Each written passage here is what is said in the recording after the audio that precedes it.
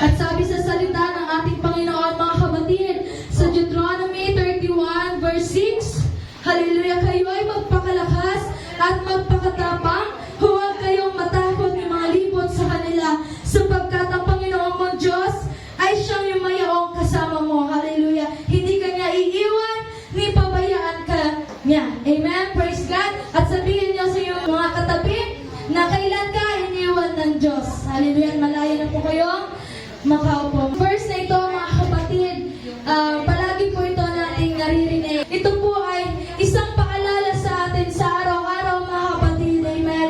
Na huwag tayong mag-alala at matakot, mga kapatid. Hallelujah. Dahil kasama natin ang ating buhay na Diyos. Minsan, mga kapatid, hallelujah, naiisip natin o natatanong natin na, Lord, saan ka? Hallelujah. Bakit parang hindi mo ako naririnig? Amen.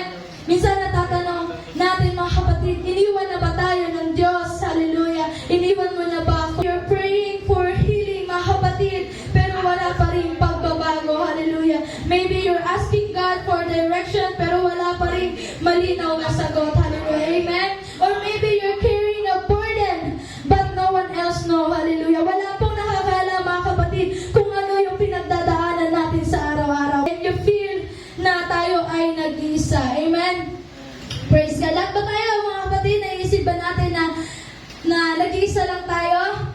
Amen. Siyempre, mga kapatid, lagi po natin naiisip yan, lalo na sa mga mabibigat na pasanin natin sa araw-araw. Pero the truth is, lahat nga tayo ay dumadaan sa season na ito, mga kapatid.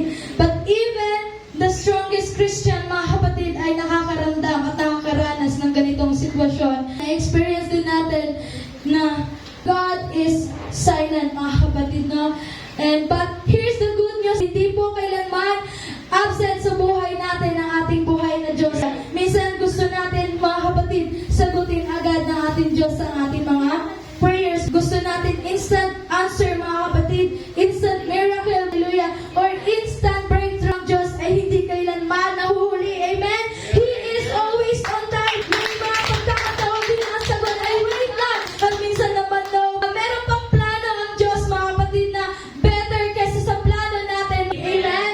Hallelujah. Kaya huwag tayong mangunguna, mga kapatid, sa anumang plano natin. Lagi pong mangunguna ang Diyos sa buhay natin. Dahil hindi tahimik ang Diyos. Araw-araw natin kasama ang Diyos, mga kapatid. Amen. Hallelujah, Jesus.